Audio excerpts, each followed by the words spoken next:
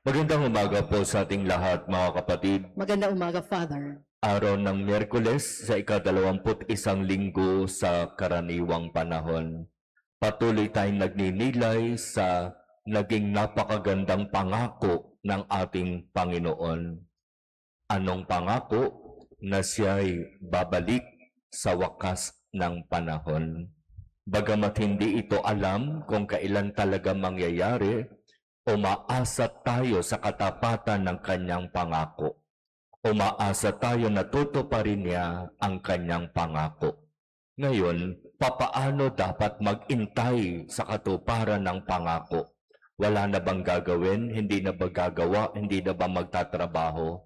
Iyan ang naging problema ng mga taga-Tesalonica mula sa unang pagbasa hango sa ikalawang sulat ni Apostol San Pablo sa mga taga-Tesalonica. Naging tamad sila. Hindi na sila gumawa. Hindi na sila nagtrabaho. Para sa kanila, malapit nang dumating ang Panginoon. Kaya iniintay na lamang nila ito at hindi na sila kailanman gumawa at nagtrabaho pa. Kaya sinulatan sila ni San Pablo, "Mga kapatid, iniuutos namin sa inyo sa pangalan ni Hesukristo na layuan ang mga tamad at ayaw mamuhay ayon sa tagubilin namin sa inyo." Ang pag-iintay na dapat nating gawin ay yung pag-iintay na kumikilos, gumagawa. Hindi yung pag-iintay na hindi na kumikilos at hindi na gumagawa. At sinabi ni San Pablo sa kanila, "Kami, nagtatrabaho kami. Nagsisikap kaming gumawa para mayroon kaming ikabubuhay at para may maitulong kami sa mga nangangailangan. Hindi kami umasa sa mga taong nagbibigay lamang ng tulong sa amin. Nagtrabaho kami, gumawa kami." At iyan ang uri ng pag-iintay na itinuturo ni San Pablo.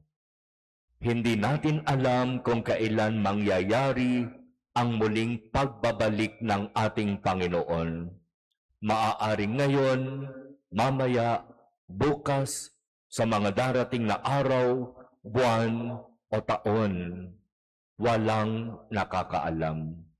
Kaya mag-intay tayo na punong-puno ng pag-asa habang nagsisikap gumawa para sa ating ikabubuhay.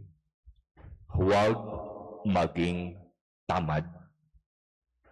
Magtrabaho, gumawa para tayo'y mabuhay. Pero sa pagsisikap magtrabaho at gumawa, gawin nating marangal at maayos ang ating pipiliing trabaho at gawain. Huwag tayong gumawa at magtrabaho ng hindi maganda. Sapagkat sa mata ng Diyos, baliwala ang ating pagtatrabaho, baliwala ang ating ginagawa kung ito naman ay sa pamamaraang hindi maganda.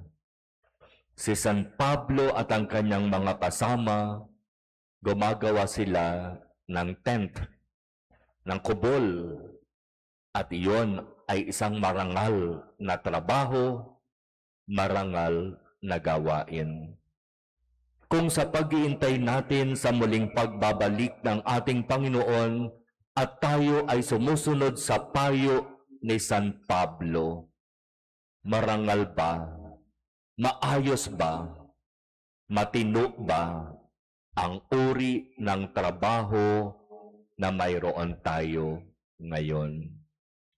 O baka naman, puro na lamang pagnanakaw, puro puro na lamang pangongorap, pangongotong, pandaraya, panloloko ang ating ginagawa.